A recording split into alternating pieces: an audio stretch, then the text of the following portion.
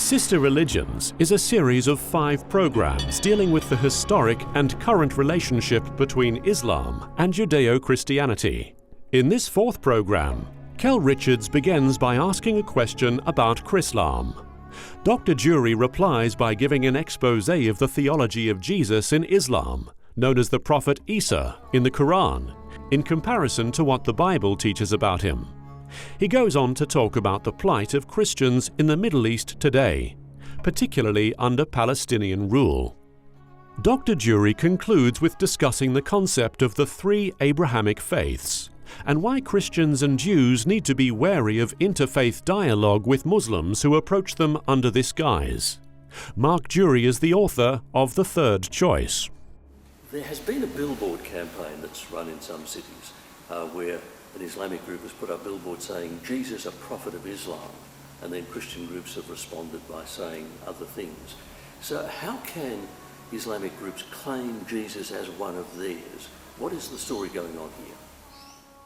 In Islam, the Jesus is known as Isa, and he's regarded as a prophet of Islam, someone who brought Islam and taught Islam.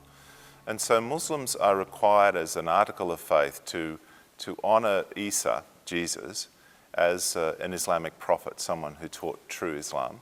They're not required to study anything about Isa or to know anything about him. One way of putting it is, if you want to follow the teachings of Jesus, you should read the Quran, because Muhammad brought the clarity and explained the truth. But it gives Muslims a kind of a bridge to reach out to Christians. They'd say, well, we honour Jesus, you know. We honour him as a Muslim prophet, so we must be okay because we respect Jesus and we respect his mother, Mary, as well. You know, we honour her as well. And it's a kind of a bridge of friendship. But the problem is that this Jesus is the prophet of Islam. He encouraged violence in the Quran, so he was a violent prophet. And Yasser Arafat said that he was the first sort of Palestinian fedayeen, you know, the freedom fighter for Islam. And what's more, there's a tradition, not in the Quran, but in the teaching of Muhammad, that Jesus will return, and he will, when he returns, he will implement Islamic law across the earth with his sword, by violence, basically, by military conquest. And in fact, Islam teaches that when Jesus returns, he will compel everyone to become a Muslim. And there's a tradition of Muhammad that says that Jesus will, or the Isa, will destroy the cross. That means he will make an end to historic Christianity. In fact, in Islam, Jesus is the destroyer of Christianity. And it's quite ironic when Muslims put their veneration for Isa forward as the basis for interfaith dialogue. Because if you really believe in Jesus in the Quran, you will abandon Christianity as quickly as possible, because when he comes back, he'll be a witness against you for having believed these Christian false beliefs. Could it be that the discussion of Jesus in the Quran, far from being a bridge, is a barrier? It's the big wall, because at the heart of Christian faith is the death of Jesus on the cross, the atoning death of Jesus. Without that, there is no Christianity. And the one thing the Quran says for certain is Jesus did not die on the cross. So if Christians say he did, and the Quran says he didn't, that seems to be a totally incompatible clash. So while Muslims might imagine it's a bridge, is it in reality a wall? It's very striking that Muhammad gave some things of honour to Jesus. So Jesus is described as a miracle worker. Many Muslims really venerate Jesus for the quality of his life and the things he did. But Muhammad balked at everything that really had to do with his sonship, being Son of God, and also his atoning death. So the Quran says it's not true that Allah has had a son. That's completely unacceptable. And also, it is regarded as a heresy to say that Jesus died on the cross. The Quran says he didn't die, but it only appeared that he died. And Islam teaches that Jesus was taken up into heaven, so there's the ascension, there you go, there's a tick, but no atoning death. And in fact, Muhammad had a deep hatred of the cross. It's recorded in the traditions that if ever he saw anything with a cross on it, he would destroy that object. And that is still carried over today. Some Muslims find the cross a very offensive symbol. one of the conditions of the Dhimma Pact, or living under Islamic rule, is that you're prohibited from displaying a cross in any way. If you look at photographs from Jerusalem in the 19th century under Islamic rule, the churches have no crosses on them. It was only after the British came and now under the rule of the Israelis that churches are allowed to display crosses publicly in the Middle East. I think it's important to reflect on the claim that it's idolatry to say that Jesus is the Son of God. Islam says Allah doesn't have a son. And one of the principles in Islam is that it's forbidden to associate anything with God. This is the sin of shirk, or association. In fact, the word for idolater or disbeliever or heathen that's commonly used, it means an associator, a mushrik, someone who associates something with God. And Christians are said to be associators because they say that God had a son. In fact, the Quran, another obvious error in the Quran is it says that Jews say that Allah had a son as well, Ezra. And so that's another bizarre thing about the Quran. And this is regarded as an unforgivable thing, that Jesus himself will bear witness against Christians for saying that he was the Son of God. So today, classical Islam, Orthodox Muslims find extremely offensive the term Son of God. In fact, it conjures up the ideas that God had sex with Mary and they brought forth Jesus, just as Zeus used to have, children by women and so on. So Muslims, this is what the Quran, at one point the Quran teaches that Christians believe in three gods, God the Father, Mary, and God the Son. That's the Trinity. And so Mary and God have this child together, Jesus. So it's very distorted in Islamic understanding. But if you look to the bottom of it, really the key issue is that Muhammad rejected the lordship of Christ, his atoning death, and his deity. Mark, bring us into the 21st century. In this day and age, what is happening to Christians living under Islamic rule in Islamic countries? Paint us a picture. There is this old system that's part of Islamic law that relegates Christians to an inferior second-class status with many disabilities, inability to bear witness in court, so their testimony is not trusted. They're subject to their property being taken away. Women can sometimes be taken. They're very vulnerable, and there's a lot of antagonism built into Islamic law and disabilities. So this is classical Islam. Christians and Jews lived under this for more than 1,000 years. What's happening around the world today is that we're in the midst of an Islamic revival, a Sharia revival. And part of the Islamic law is the treatment, the ill treatment of non-Muslims, including Christians. So when we've seen in the last 20, 30 years Muslim women putting on the veil in countries all over the world, the same thing is happening in the attitudes and expectations of Christians living under Islam. And so there's been a deterioration of the situation of Christians in Egypt, for example. A very good example of what happens when a Muslim society becomes more Islamic is what happened when Hamas took over Gaza in 2007. They declared that they were going to bring back the Dhimma system. And one of the things they did was to ban the ringing of church bells, because in classical Islamic law, non-Muslims are not to have any overt, visible or audible sign of their presence. No loud singing, for example. And there was quite a moving report on the BBC about Catholics worshipping on Christmas Day in Gaza. And they were not allowed to ring the church bells. So a nun was sitting in the corner of the church playing very quietly a tape of church bells ringing so they could feel it was Christmas. And I was really struck by the report because the reporter had no clue about the Dhimma Pact. They had no understanding that they were describing classical medieval Islam being brought back today. So the situation for Christians has got worse and worse. And actually today, the Muslims that really hate the state of Israel and want to destroy it, their purpose is that the Jews would live under this system as well, that they would go back into the box, the Dhimma box, and be compelled to be, as it were, invisible, a people without a history, a people without a future, just held in some suspended animation under the benevolence of Islamic rule until Jesus returns, Isa returns, and they all have to convert to Islam. So it's a very grim vision of the future for non-Muslims in the Middle East. We keep hearing Muslims complaining about the Crusades, that there was this huge, massive invasion. And in fact, if you hear secular historians talk about the Crusades, it's in very negative terms. We had this massive European invasion of lands which rightly belonged to Arab peoples. And the horrible things happened, the Children's Crusade and so on. What did the Crusaders think they were doing? Did they think they were freeing Christians who were caught in this dimmer system you've talked about? The expansion of Islam through conquest through the Middle East was absolutely devastating for Christian civilization.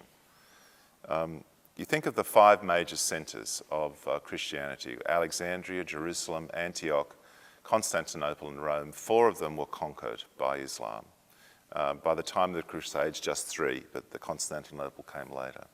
More than that, the Mediterranean, which had formerly been a road of commerce and trade and allowed really Europe and southern Europe to grow quite wealthy and prosperous, became slaving grounds for the jihad. And the coastlands of Italy and France and significant parts of Spain were really decimated by constant attacks. Rome itself was looted and all the gold had been taken out. So there'd been centuries of this battle that was going on and devastation. Papyrus had been widely used in Europe up until Islam conquered the Mediterranean. Then basically the Europeans stopped using paper for centuries, or papyrus. They went back to writing on skins. It caused a huge change in the nature of Europe itself. And it had only been a few centuries, say 3 centuries or so, that the Middle East had been under Islamic rule. And so there were very large populations of Christians in the Middle East, in Egypt, in what is called Palestine and Anatolia, living under very difficult conditions. And Christians were very aware that when they tried to go as pilgrims to Jerusalem and other holy sites, they would often be attacked, they'd be enslaved, there were many difficulties. And the Crusades came after a particularly fierce period of oppression of Christians. In fact, the Eastern Christians asked for help from the West, and so they went in their minds to liberate lands that had only recently, in a few centuries, been conquered. I mean, European colonists were in some of their colonies much longer than the Arabs had been in their lands in the Middle East when the Crusades started. And so it was a war of liberation, a war of trying to end occupation. Egypt was not an Arab nation, and there were Arabs controlling the country. And the same could be said about Judea and Samaria. These were not Arab territories. They were other Greek speakers were there, and Aramaic speakers, and other cultures had been conquered and dominated. So, no, I think the Crusades has become a kind of a stick to beat over the head of Christians, but in fact it was a battle that was initiated for basically a good reason, which was to liberate oppressed religious minorities in their own countries, to liberate them in their own lands. Given the way Christians are treated in the Middle East these days in Islamic countries, the bizarre thing, the strange thing is that there are some Palestinian Christians, for example, who seem to support their Islamic governments. What is going on there?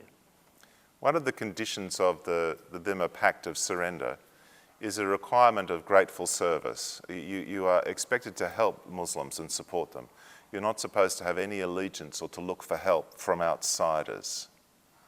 And you're not supposed to get any sustenance or care from a non-Islamic source. And so what happens is that Christians and others who live under Islamic rule have to adopt the role of a helper for the Islamic cause, for their own survival. They're also damaged, I think, in their ability to critique their own condition. One Palestinian compared it to the battered woman syndrome. The battered wife is unable to really name the nature of her suffering properly. She can't say, it's his fault. It's got to be her fault. And her job is to exculpate the abuser and to protect him and to run to his aid. And I think Christians in the Palestinian territories do that. They are under enormous pressure. Bethlehem is becoming an Islamic city. next to the church in Bethlehem. There's a taller mosque that's being built. There's land being expropriated. They don't have the justice that they need. Despite their faithful service to the Islamic cause, they are being pressed hard.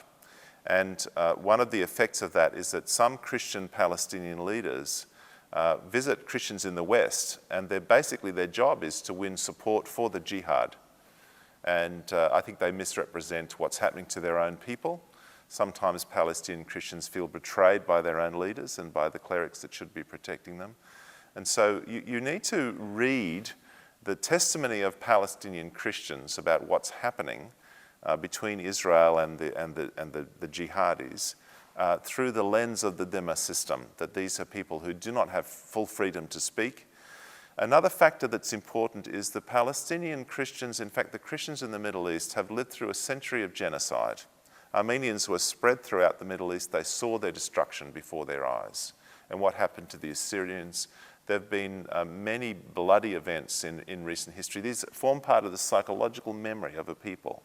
And I think the weight of fear is such that you sort of side against the Jews if that brings you some protection. If we hate the Jews enough, then they will allow us to fit in. I think it's no coincidence that the Arab movement, the movement to create an Arab identity, was started off by Christians. Islamic law had always said, if you're a non-Muslim, you must look separate, you must be different, you have to wear different clothes.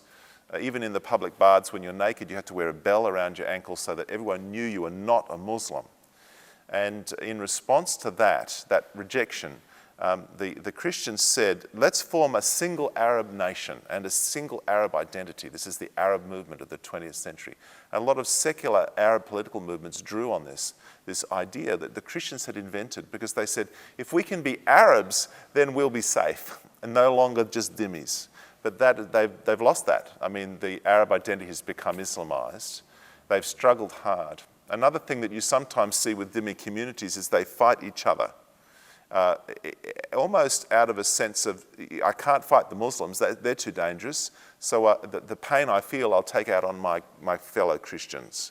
And it's very interesting that the Protocols of the Elders of Zion, the notorious European anti-Semitic tract, was translated into Arabic first by Christian Arabs in the Middle East. And so the idea is, if the Muslims hate the Jews enough, we will be safe. So this is one of the perplexities and the really sad sufferings of the dhimmi communities, is the antagonism.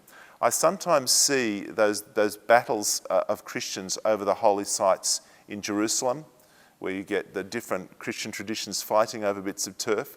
I sometimes think maybe that is psychologically a reflection of this captive syndrome, where they're not able to confront their real persecutors and the ones that are really abusing them, so they struggle against each other. I think the Palestinian cause is greatly misunderstood from the West, because we have the testimony of these dhimmis and we don't understand their abused context. Is the deep irony here that what they are going through, what they're suffering, not just what they're doing, but what they're suffering, and the system they're suffering under, was one constructed by Christians to repress Jews many centuries ago? Is that the case? When Constantine converted to Christianity, he didn't immediately establish a Christian political system. Later on, the Roman Empire became officially Christian, and the laws were written in a way that made paganism illegal. And one of the effects also that developed was a hostility to the Jews that became encoded in the Roman legal system. So the Justinian Code enacted a whole series of debilitating restrictions on Jews. And so this became part of the legal system, you might say, ordinary life across the Christian Middle East. It was quite grim, really, and a number of significant Christian theologians who are revered and respected from those areas, from that era, are known for their anti-Jewish beliefs. Now, when the Muslims conquered the Christian Middle East, they took over a system administration that included religious discriminatory laws against the Jews, and they just embedded that into the system of the Dhimma. So that the Christians, in one of the great ironies of history, became subject to a set of laws which Christians had developed to persecute Jews. It's like a curse, really. The Christians imposed this abuse upon the Jews. And then when they were conquered, they were compelled to live under the very system that they'd invented for the Jews. And it's still going on to this day. I sometimes think that spiritually, in order for the power of this system to be broken, there needs to be a reconciliation of Christians from the Eastern Orthodox tradition to, in a sense, acknowledge the wrong of what was done against the Jews. More than 1,000 years ago, this system was enacted against the Jews, and then it was turned against the Christians. And in some places, it resulted in the complete destruction of Christianity. I mean, where are the Christians of North Africa? Where are the Christians that are the descendants of the people of Augustine of Hippo, for example? They've gone. There used to be a bishop in Kabul in Afghanistan. The Christian church was wiped out there. So it's really a terrible price to pay for an expression of hatred of the Jews. And it was one of the grim lessons of history, really. God's covenant with Abraham is really central to our understanding of God's actions in the world. God makes the covenant with Abraham not to have a club or a holy huddle, but bless the nations through his seed. And then Paul tells us that seed is Jesus Christ. So this covenant is enormously important. For Muslims, who was Abraham? Christian faith and Jewish faith is based on the idea of covenant, of God entering into a relationship with his people, making promises to them. Islam is not a covenantal religion. It doesn't rely on covenant, and Islam has no awareness of the covenant of Abraham in the Quran. Muhammad is just the archetype of a Muslim, really.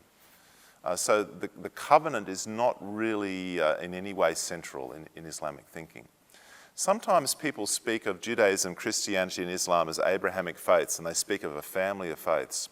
But as a rabbi once explained to me, in fact, Abraham is an incredibly divisive figure for these three religions.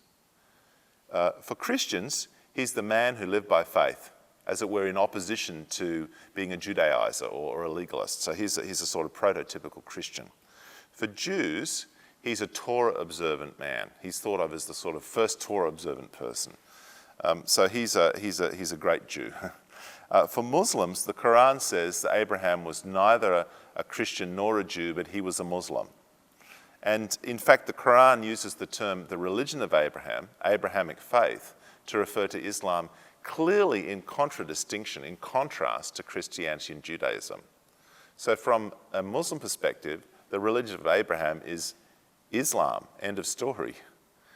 So Abraham is a very divisive figure. He's not a basis of unity between the faiths. What Muslims have done with Abraham, claiming him to be the true Muslim, is in fact at the heart of the whole issue of supersessionism and replacement theology that has created such a bitter root between the faiths. So the whole concept of Abrahamic faith or an Abrahamic family of religions is a very deceptive one. What an irony that the phrase, the religion of Abraham, which refers to Islam in contrast to the other faiths, has become the header for interfaith dialogue. I mean, what a terrible irony that is. In the light of all this background that we now have, clearly interfaith dialogue between Muslims, Jews and Christians is going to be very difficult. So are there any pluses? Are there minuses? How do we weigh that up? If we're going to enter interfaith discussions and dialogues, what do we have to understand? What's the process? What are we doing here? Christians, Muslims and Jews, they need to work together. There's lots of productive ways in which we can partner together. And it doesn't have to be for religious purposes. We can work together to support our communities, and all throughout the world where we live side by side, people find creative ways of doing that. When it comes to talking about faith, I think the gap between the concept, Islam's concept of God and of faith is very, very great between that on the one hand and Christianity and Judaism on the other. Judaism superficially looks a bit like Islam because you've got lots of laws that regulate many aspects of life, but the actual understanding of God and relationship with God becomes very different. And one particular issue is that Muslims contain within their faith a definition of Christianity and Judaism. And that definition is it's a corrupted form of Islam. So when a Muslim comes to speak to a Christian, he has beliefs about Jesus, about the crucifixion, about what Christianity is. It's part of his faith. But when a Christian meets with a Muslim, he might know nothing at all about Islam. And that makes it for a very one-sided conversation. And a lot of ignorance on the Christian side can cause just very fruitless dialogue. So I think interfaith dialogue is possible, but it's very difficult with Islam. I've spoken to a number of Jewish leaders over the years who've become deeply frustrated about their attempts to establish interfaith dialogue. Christians and Jews, particularly since the Second World War and the Holocaust, I think have some really major achievements in talking through some of their differences and what they hold in common. And they have a lot more in common because Christianity and Rabbinical Judaism both develop out of intertestamental Judaism. They're a continuous development out of a common religious base. But Islam is a new creation, really, an amalgam of many different things that looks superficially similar but is actually profoundly different. And that causes confusion, it's misleading, and so much interfaith dialogue is really much less fruitful than it could be. I think a great challenge for Christians is to educate themselves about Islam, to understand Muhammad, to understand his distinctives, understand how religion is constructed in Islam. If they're equipped and informed for themselves, then they'll enter the interfaith dialogue from a much better position and be able to have better results. One thing I do want to say about this that's very significant is Christians and Jews have established a lot of good relationships around theological dialogue. And it's often very frustrating to see Christian-Jewish partnerships becoming Abrahamic partnerships. So they say, well, why don't we make it a three-way conversation? And that really greatly weakens the relationship because Islam is so different and its expectations are so different that the very important work of reconciliation and mutual understanding that Christians and Jews need to continue becomes undermined and gets off track. And so I think that while there is a place for dialogue between all faiths, and it can be valuable, the work of Christian-Jewish reconciliation, of understanding each other better and working together, needs to be pursued independently of Islam, and it mustn't be drawn into an Abrahamic umbrella, which in the end is just a vehicle for Islamization. Mark Durie, a pleasure chatting to you. Thanks for your time. Thank you, Kel. It's been a pleasure.